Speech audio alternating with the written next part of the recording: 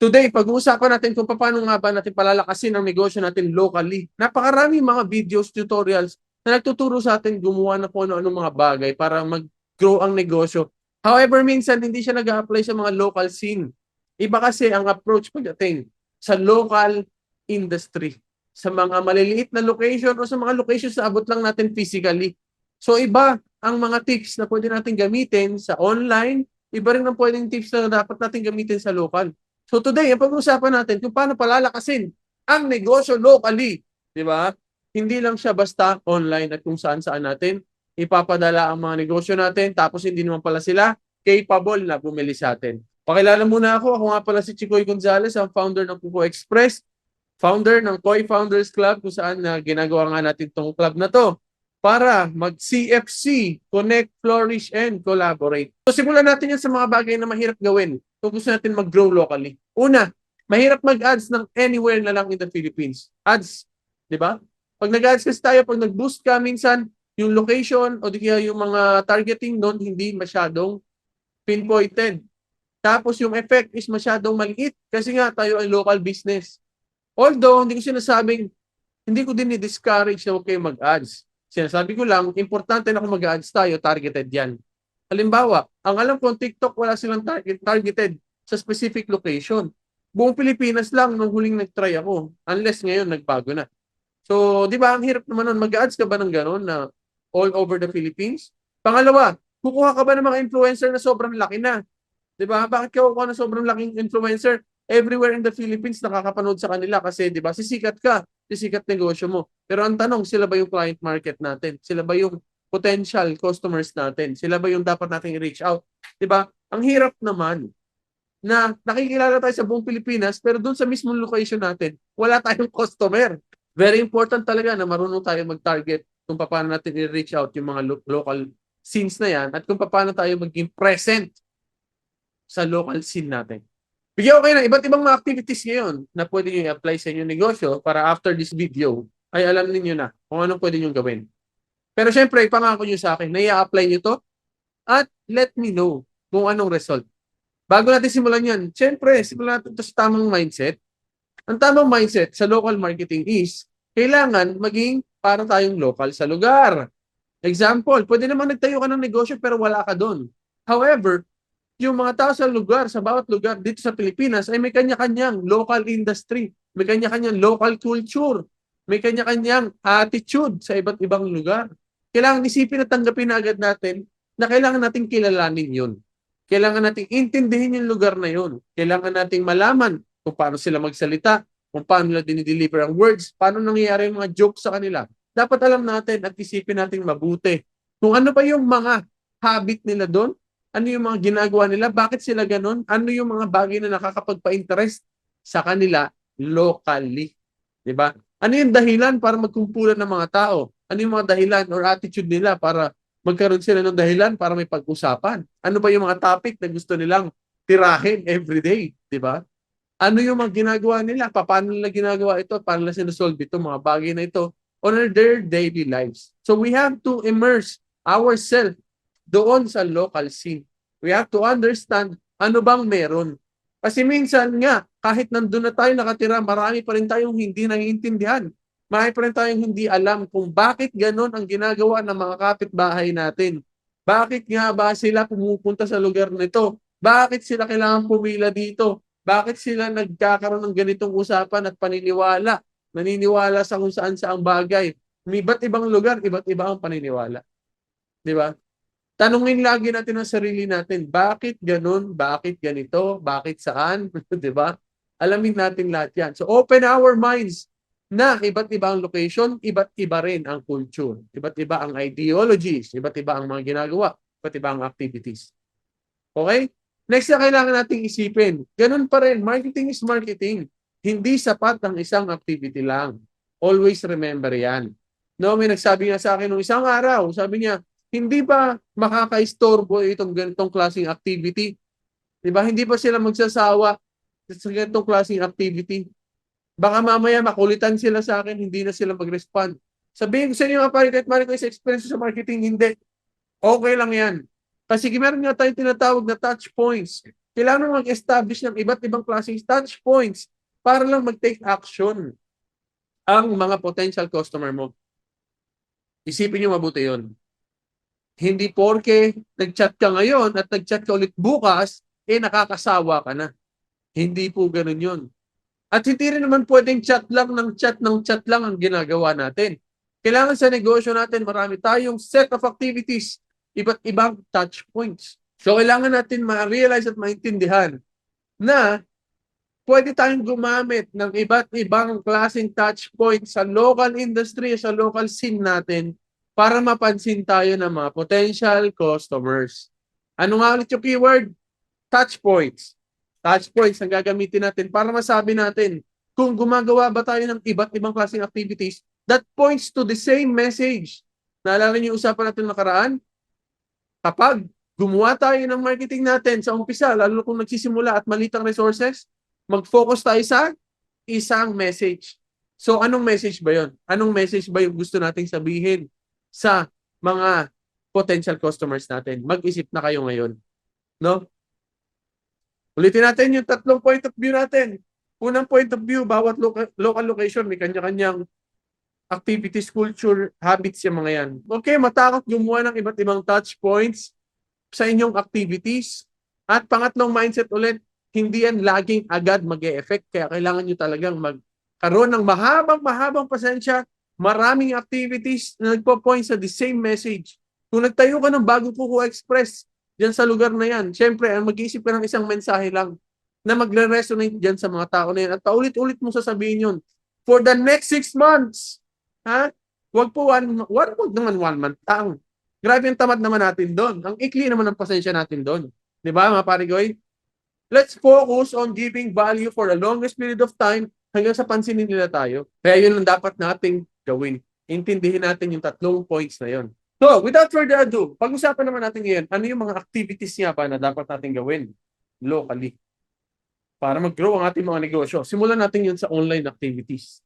First activity na pwede natin gawin. Ito, mga parigoy, isulat nyo itong mabuti at i-execute nyo ito mamaya. Dito sa local scene, very important ang presence. No? Especially sa mga food business owners, sa mga local businesses, sa mga nagtatayo ngayon ng food delivery businesses nila, sobrang importante na alam mo kung paano mag-reach out ng local customer. Ha? Ng mga customer doon sa mismong location na yon. Napag-aralan na natin sa maraming beses, sa maraming videos previously, kung paano nga ba natin i-reach out ang mga tao sa tamang target. Paano magkaroon ng tamang targeting. Paano i-reach out ang tamang target market. Paano identify kung sino ba sila. Diba? However, hindi pa natin napag-usapan, paano gagawin mo kung local nga lang. Unang activity na pwede nyo gawin, sa page ninyo, gamitin nyo yung page ninyo, at gamitin nyo na rin yung mga page ng mga, kung sino mga kaibigan nyo na pwede tumulong sa inyo. Pumunta kayo sa mga prominent pages na nasa lugar ninyo. Sino yung mga yun? Yung ba yung mga Facebook page nila Jollibee, mga ganun? Hindi. Sinong dapat nyo punta ang Facebook pages? Una nyo bisitahin ang pages ng mga politiko. Okay? I-check nyo online ang pages ng mga politiko. Tingnan nyo kung active sila. Gamitin nyo yung page ninyo. Let's say, kunwari, ang business page ninyo ay tungkol sa food. Amazing Takoyaki, Alfonso Cavite, something like that. Gamitin nyo yung page na yan, pumunta sa page ng mga politiko at mag-comment. Di ba? Mag-comment ng kahit anong very related sa post. Mag-comment kayo doon. Tapos mapapansin kayo doon ng mga tao na nag-comment kayo. Maliban doon, pwede rin kayo makisalo at makihalubilo sa mga conversations ng lugar. Always remember, we're trying to blend in sa location. We're trying to be part of a community. So, conversation is the best place to start. And saan natin sisimulan yan? Pwede natin gawin yan online through the Facebook pages ng mga politiko sa lugar. O isipin ng iba dyan, bakit politiko? Baka mamaya mamarkahan pa kami, gusto namin maging part ng politics. Hindi. Lahat na pwede mong i-chat mo. Kahit sino. Huwag muna tayo masyado maarte. Hindi naman yan naabot agad sa part na yan. Napakalayo nun. Hindi naman porke may pinuri ka something, may kaaway ka na. Di ba? Hindi naman porke nakita mo may maganda, wala ka nang nakita kung di iba. Pwede mong gamitin ang mga political pages na yan para maging part ng usapan. Pangalawa, kung pwede ka rin pumunta sa mga groups at gamitin mo ulit yung page. Hindi lang basta magbenta. Maghanap kayo ng mga posting at pwede rin kayo mag-up at mag-comment sa mga post ng iba. Diba? Pag may nagtatanong sa group, buy and sell group, may naghahanap, mag-recommend ka, gamitin mo yung page mo. Diba? Magkalat tayo ng mga valuable na comments, valuable na content o kung anumang mga pwede nating may contribute sa local community. Isipin nyo lang, gaano ba kadaming oras ang kailangan mo dyan? Siguro 30 minutes a day, that's already so many things na pwede mong gawin online. Diba? Sa loob ng 30 minutes ba, ilang comment ang pwede mong gawin? Ilang post ang pwede mong mabasa at mag-iwan ka ng mabilisang comment? Diba? Huwag nyo lang gayahin yung comment namin na masyadong pang matalino, hindi tuloy naintindihan, nagalit tuloy yung poster. Tingnan nyo na lang sa wall ko kung ano yung sinasabi ko mga pare ko. Diba? Punta kayo sa mga Facebook group at mag-comment sa mga yon. And then, ito pa, kung service-based business ka naman, tulad ng Kuko Express, ang ginagawa namin dyan, yung mga nagpo-post ng food business nila, yung mga nagpo-post ng paninda nilang food, nagko-comment kami doon. Nag-up kami ng mga post nila. Tapos, sinasabi na rin namin na in case po na kailangan nyo ng delivery, baka pwede pong tumulong sa inyo ang Kuko Express kapag may available kaming rider. Sinasabi namin sa mga comment section. Diba? And then, syempre, maliban sa poster, mababasa rin yun ng ibang members or active members ng group na yun. So, why not try that? Sobrang laking bagay. Sobrang makakatulong yun sa'yo para mas ma-improve yung presence mo locally. Walang bayad yun ha. Oras mo lang ang ibibigay mo. Diba? Pero ang result nun, possible na magkaroon ka ng mga inquiries, customers. Alam nyo ba, ito, real talk. Karamihan sa mga partner merchants namin galing sa mga minessage ko or kinomentan ko sa groups. Yung ads, hindi nga masyadong nagtitake action ng mga tao dyan eh. Alam niyo yung ginagawa ko sa ads ngayon? The ads is just another option for another touch point. Pero ang tanging dahilan talaga, ang main reason kung bakit nila ako nil-reach out o kinakausap is because I contacted them through the page, through their posts sa mga group. Dahil nagla-like at nagre-react at nagko-comment kami doon. Yun yung dahilan kung bakit ngayon kinokontak kami ng mga food merchants. Isipin niyo yung mabuti mga pare ko eh. Ganon po ka-powerful ang pagiging involved sa community. Yung pag-comment mo pa lang sa mga post, napakalaking bagay na. Next na pwede natin gawin online is mag-message tayo sa mga local pages.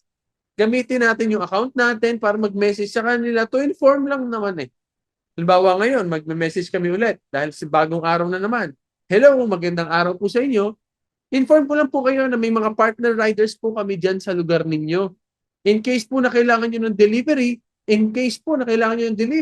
at available din po ang mga riders dyan, huwag po kayong mahiyang mag-message sa amin so we can support you sa inyong mga deliveries at madagdagan po ang inyong mga benta. Diba? Mga pare kahit marikoy ko kung partners, make sure na gawin natin yon. Kahit ba every day or every other day, okay lang yun. Bakit? Kasi nag-i-inform ka lang naman na may delivery ka. Ang tingin mo ba ibablock ka ng mga yan? Siguro yung mga walang pag-asang mag-deliver talaga. Or hindi nila makita yung potential na pwede nilang gawin kapag may access sila sa ibang mga magde-deliver for their food business, baka i-block ka nila. Pero ibig sabihin din, sila yung mga hindi natin pwedeng i-partner ngayon. Kung sa mga ganong bagay na nagpo-promote ka lang sa kanila ng simpleng serbisyo mo, ay hindi ka nila ma-replyan o di kaya gusto nila block lang kaagad. Okay lang yon. There's so plenty of fishes in the sea. Pwede pa tayo pumanap na iba pang mga merchant na pwede natin i-reach out. Siyempre, iba talaga dyan, hayaan ka lang nila na mag-chat. Kasi pag kailangan ka nila, doon sila kukontak sa'yo. And siyempre, ang gusto mo mangyari, minsan nga, okay din yung umabot ng konti in a way, naging annoying ka ng konti. Kasi once na naging annoying ka, tatatak ka talaga sa utak ng mga customers. Tatatak ka talaga sa isip nila. Iisipin nila parate na dito, ito may makulit dito. Ito nga dito tayo magpa-deliver, di ba? Yon, mga ganong bagay. Huwag kayong matakot sa mga ganon, pare ko. So, meron agad tayong tatlong locations. Puro Facebook lang lahat yon. Di ba? Facebook lang lahat yon. Para magparamdam. Politiko, mga groups, mag-involve tayo dyan. Siyempre, message na rin natin directly yung mga potential customer. Minsan kasi it only takes one message. Mag-chat lang tayo. to start the conversation. Siyempre, you have to be very creative para magkaroon ng different approaches sa kanila. Yun nga yung tinatawag ulit natin na touch points. Maliban dyan, mga pare ko at mare ko, alam nyo ba na pwede kayong pumunta sa Instagram, i-search ang location ninyo at maging active ulit doon. Doon ka naman maging active sa mga nagko-comment at sa mga nagpo-post sa location nyo na yan. Di ba? Punta kayo sa Instagram. So sa Instagram, buksan ninyo ang Instagram nyo, tapos i-click nyo yung search button, tapos may mga locations. Pwede nyo i-search, let's say, Alfonso Cavite. Dito sa Alfonso Cavite, places ang i-select mo. Pag select mo yung places, i-click mo yung Alfonso Cavite. So ipapakita ko sa inyo ngayon, mga pare ko. Okay, ito, kita nyo to ngayon, mga pare ko at mare ko. Pagpunta nyo sa Instagram, i-click nyo yung search. After nyo click yung search, i-type nyo yung location. Like to, Alfonso Cavite. Halimbawa, type ko lang muna. O sige, try natin sa ibang location. Katarman tayo. Katarman. Kasi may bagong branch po tayo sa Katarman. Bagong partner tayo dyan. Katarman, Northern Samar. Search. Once na sinearch mo yan, mag-scroll ka dito pa kanan. O yan yung mga post sa Katarman. Kasi beach pala doon. Ano? Places. Pag napunta sa places, Katarman, Northern Samar. Dito ngayon, ito pa, yung mga latest pa. I-click mo yung recent para alam mo kung sino yung mga recently posting sa Katarman, Samar. Ito, ang mga latest post. Ibig sabihin niya mga yan ay nandun sa lugar na yan. Sipin niyo mabuti. Diba? Pwede nyo ngayon silang kontakin. Buksan natin. Naka-public post yung mga yan. Kaya ganyan yan eh. Tingnan natin to. Wala masyadong reactions. May comment na isa. Tingnan natin yung iba pa. Pwede rin kayong participate sa mga yan. Pwede kayo mag-react gamitin niyo yung page ninyo. Sipin niyo yun. Konti lang reaction sa post nila. Tapos ikaw magre-react ka. Mapapatingin sila sa profile mo. Diba? Sipin niyo yung mabuti, mga pare-get marigoy. Huwag niyo gamitin personal account nyo para hindi kayo awayin ng mga asawa nyo. No. Baka mamaya. Ang react nyo pa, puro mga ano lang. Yun. Ganun yun, mga pare-goy. Imagine niyo mabuti. Once na nag-react kayo gamit ang page niyo, hindi ba nila sila may intriga para tingnan ang page niyo? Ayos, di ba? Gano'ng katagal spend mo dito? 10 minutes, 5 minutes nga lang, pwede na. You don't really have to spend so much time. Kailangan mo lang ng few minutes para mag-interact sa local industry. Local po yan, Katarman, Northern Samar. Pwede ka pa mag-iwan ng valuable content, valuable na comments. O to, bawa dito. Wow, may Christmas tree na sila. Comment tayo dyan. Wow, may Christmas tree na. Make sure, syempre, related yung comment ninyo sa mga post nila. Huwag naman yung basta random na Christmas it is na talaga. Christmas na talaga. Kaya lang kasi hindi ako Bisaya, kaya hindi ako marunong Bisaya, yan lang kaya ko i-comment. So, pwede nyo gawin, yung local industry nyo, local language nyo, yun ang gamitin ninyo. At maliban doon, mga pare ko, ito na yung next tip natin. Dahil nakikita nga natin kung sino yung mga nando sa local area, pwede na tayo maghanap ng mga local micro-celebrities. Yan yung mga tao na gumagawa ng content doon sa local area nila. Tingnan ninyo kung saan sila at tingnan niyo yung mga reactions. Yung mga 30 to 50 to 100 reactions, local yun. No, mga small creators yung mga yun. Either pag nasa industry sila ng entertainment, okay na yung 100 to 30 to 100. Kung mga ginagawa nila entertaining, no? So iba't ibang industry kanya-kanya yan. Pero usually pag entertainment, mga ganong klase ang mga reactions. Mga comments, tingnan niyo mabuti, active ba? Diba? Diyan tayo makakuha ng mga potential promoters natin. Pwede tayo mag-ex-deal sa kanila. Hi ma'am, inform ko lang po kayo na meron na kaming delivery business dito. Baka pwede po sa inyo makipag-collab for a shoutout lang po. Tapos bigyan po namin kayo ng free hamburger. Pa-deliver po namin sa lugar nyo. Mga ganun bagay, diba? Yung isa nga kahapon, ang tip sa akin, ano lang, bigyan po sila soft drinks, pwede na yun. Diba? Ang mahal na soft drinks, pero at least mas mahal yung hamburger. So, pwede natin gawin yun sa mga tao, just for them, napansinin tayo locally. At alam nyo ba yung mga ganung effort, sobrang laki ng result nun. Kasi local yun eh. Di ba? Hindi mo naman kailangan mamigay ng Coke, soft drink sa buong Pilipinas. Doon lang sa lugar mo. I-target mo lang ilan ba ang tao o population sa lugar mo. 200,000 o tumarget ka lang ng 500 muna. Yung 500 na yon, pag nag-post sila about you, tingin mo, ilan na yung ma-reach nun? Diba? 500 na tao i-reach out mo para mag-post about you, share about you, comment, lumabas ka para sabihan sila ng ganito ganyan. Yan ang pwedeng gawin natin sa Instagram, sa Facebook. So, na-imagine nyo na, sino nang gumagawa ngayon? O buksan nyo na yung mga Instagram ninyo. Gawin ko na ngayon at sabihin nyo sa akin kung may nakikita kayo ngayon na potential na partnership or potential activities na pwede nyo gawin locally. Sabi nga sa tanong, okay sa kanya, approve sa kanya yung mga activities for marketing. However, pagdating sa usapan sa client, nahihiya at walang masyadong confidence. Kung wala kang masyadong confidence, pare ko, ito isipin mo. Confidence kasi nanggagaling yan hindi sa yabang. Nanggagaling yan sa experience, sa mga bagay na ginawa na natin. So, ibig sabihin, kung gusto mo ng confidence, you have to start doing something and you have to let go of the fear of looking like a stupid person. It's okay to look like na hindi mo alam. Kasi before you can be an expert, you have to start somewhere na wala kang alam. Always think of this as part of the learning process. Kapag hindi natin pinagdaanan yung mga parteng hindi natin maharap yung kahihiyan natin, wala tayong matututunan, wala tayong mapapatunayan, at pag wala tayong napatunayan, wala tayong may pagmamalaki o yabang na pwede natin gamitin para magkaroon tayo ng confidence. No?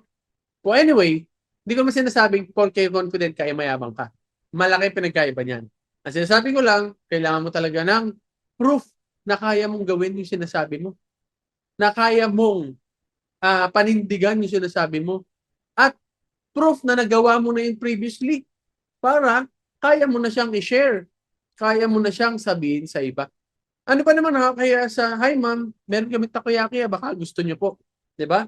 Ano pa naman nakakahiya sa, hi sir, meron po pala kaming delivery in case po na kailangan ninyo, pwede po namin kayo suportahan. Pag available po yung rider namin, papadala po namin sa inyo. Nakakahiya ba yun? Hindi naman, di ba? Kasi ang sinasabi mo lang is something. Kung wala ka pang nagawa, is something na gagawin mo for them. Imagine mo na lang yun. Kung kaya mo namang sabihin yun eh. Kaya mo bang sabihin na, papasok ako sa school mamaya. Di ba? Wala naman nakakahiyang sabihin yun ah. So isipin mo na lang din na wala naman nakakahiyang sabihin na, sir, kaya kitang servisyohan dyan sa bagay na yan. Baka gusto niyo pong itry yung serbisyo namin. Di ba?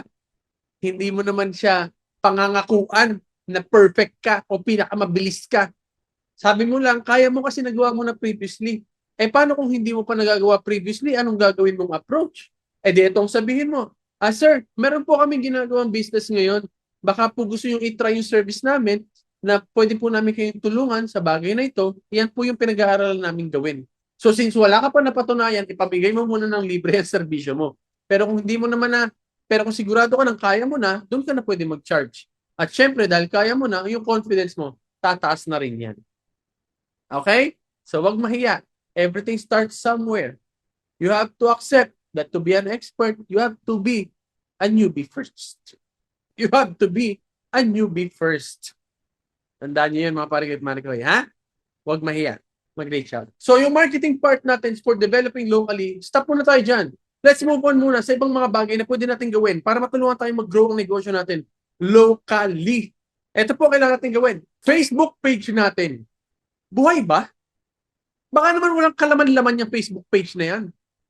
Di ba?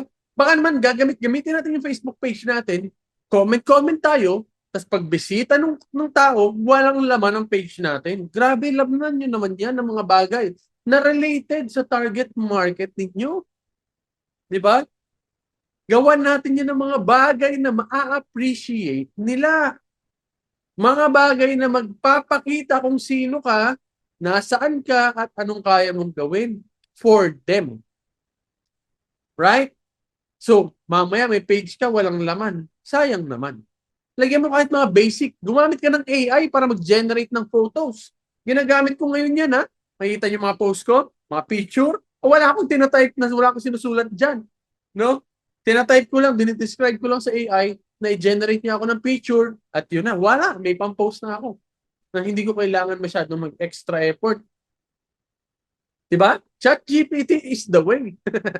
Para mas makagawa kayo ng mga content kung wala kayong time and resources or people na pwedeng gumawa para sa'yo. Next, yung Facebook page mo, minessage ng customer. Tapos wala ka man lang auto-reply. Isipin yung mabuti yun. Sayang ang opportunity to build connection. Kung food business ka, maglagay ka ng web store. Di ba? Para pag-click, kung hindi mo man siya mabalikan ka agad. Kasi aminin nyo to, marami mga instances na hindi nyo agad nababalikan at nasasagot ang mga customer. So, ibig sabihin yung mga opportunity na yun, anong tawag sa kanila? They are already considered a lost opportunity. Ba? Ang arte ng opportunity ko. Lost opportunity na yun. I-total mo yun sa isang taon. Magkanong mawawala sa'yo na hindi na tuloy na benta? Na sana kung may web store ka na may dine-in, delivery, and pick-up tulad ng web store ng Kuko Express, mas masasalo mo sana yun. Mas makakabenta ka sana at masasanay sana ang customer na umorder sa'yo. Kapag kami mga ganong instances tayo na nalulos ang opportunity, akala nyo ba isang opportunity lang ang nalulos? Hindi po.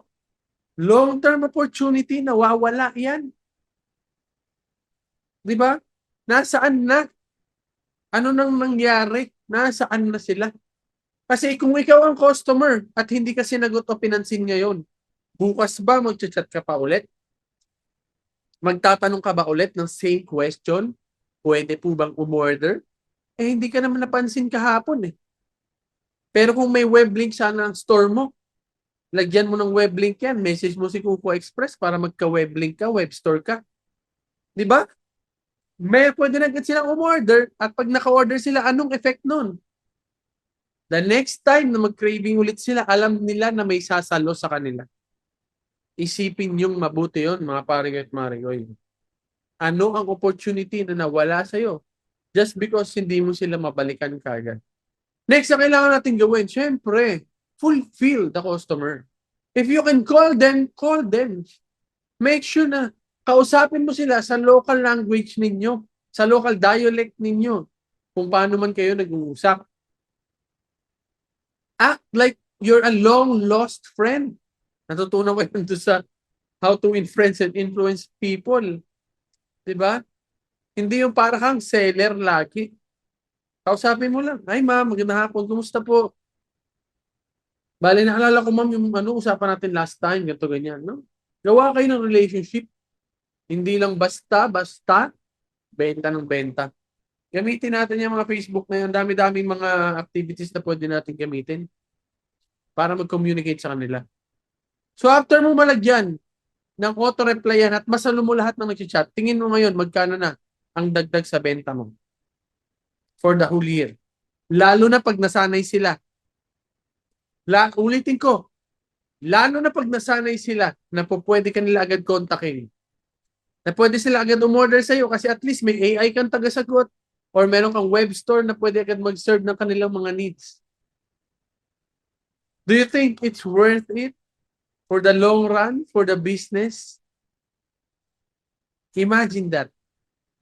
Imagine that, mga paring at maring. Pwede niyo pong gawin yun. Next, locally na pwede natin gawin. No, mag-join tayo sa mga events dyan, bazaars. Join ka. Join ka dyan, hindi para makabenta doon sa bazaar, kundi para maging present physically in other location na same lugar mo pa rin. Ibig sabihin lang, in other place within the area pa din. It establishes your name even further. Your presence physically. Nag-exist ka doon sa lugar na yon.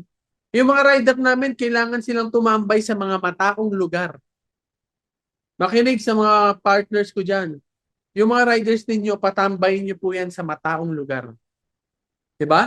Huwag nyong hayaan na nandun lang sila. Sa mga tagu-tagong lugar. Pag may rider na kayo at naka-uniform, yan, very important, physical presence ang tawag doon. Hindi ibig sabihin magba-branch out ka kaagad. Maraming means para mag-establish ka, no? physical presence sa lugar. Pwede kang mag-sponsor ng mga events. Sumali ka sa mga liga. Mag-sponsor ka. Kung ano man, gagastos ka rin naman sa marketing eh. E di ilagay mo na yan sa mga lugar na talagang mag-e-effect. Lalabas ang effect. Na talagang makikita yung presensya mo. Diba, mga brigada eskwela, nakatatapos lang. Attend kayo doon. Hindi para magbenta. Punta kayo nung naka-uniform. Para lang may presensya kayo doon sa location. Physical presence. Napaka-importante niyan. Tingin nyo ba, hindi kayo tatanungin man lang o makikilala o kikilalanin ng mga kasama ninyo sa brigada eskwela? Tingin nyo ba hindi nila subconsciously, maitatago sa isip nila subconsciously na may ganito palang nag-exist na brand? Nag-exist pala si Kuko Express sa lugar na to. Bakit? Because you are physically present. Other than being physically present, magdala ka na rin ng flyers kung pwede. Give away flyers. Napakalaking physical presence din po ang dala ng flyers. Mag-collaborate sa mga local businesses. Akala nyo ba lagi, ulitin natin ha, si Koi Founders Club, tinuturuan ko kayo dito mag-collaborate. Koi Founders Club, ang goal natin dito ay magtulungan. I-apply nyo rin yun sa local areas ninyo. Mag-reach out kayo sa akala mo competition. Hindi. Reach out ka. No? Hello? Pwede ba tayong mag-collaborate? Meron ako naisip na idea na pwede natin gawin parehas. Kung hindi man sila umuo, hanap ka ng willing makipag-collaborate. Kasi di ba, yun nga yung mindset ng mga maliliit na negosyante. Ang iniisip nila, lagi lahat competition. So kaya medyo mahirap pa rin ang mag-reach out para mag-collaborate. Pero worth it yan. Malaking bagay at malaking tulong yan. Especially po sa mga food delivery businesses. Kasi kayo, basically, lahat ng food business pwede nyo i-collaborate yan. No, pwede kayo mag-cross-posting. Ma'am, meron kaming ila-lunch. Gusto mo i-post kita, tapos post mo rin kami. Gawin nyo yan, i-try nyo yan, i-activate nyo yan, please. Gawin nyo yan sa mga local businesses ninyo. Especially po sa mga partners ko ngayon sa food delivery sa Kuko Express. Sa mga nagtatayo ngayon ng food delivery nila sa kanilang mga locations, apply po natin yan ngayon. Mag-reach out tayo. Ma'am, meron kaming tinatayong ganito. Baka gusto mo i-feature ka namin sa page namin, tapos post mo lang din kami. Yun lang po. Exchange lang po tayo, ex-deal lang po. Kasi yung mga food businesses na yan, mga micro-influencers din yan. Di ba? Kung tutusin, sila ang nag-i-influence sa mga followers nila na bumili ng kanilang mga food. Pwede natin gawin yun sa cross-posting. Popost ko po kayo, tapos post nyo rin po kami. Okay lang po ba yun sa inyo? No?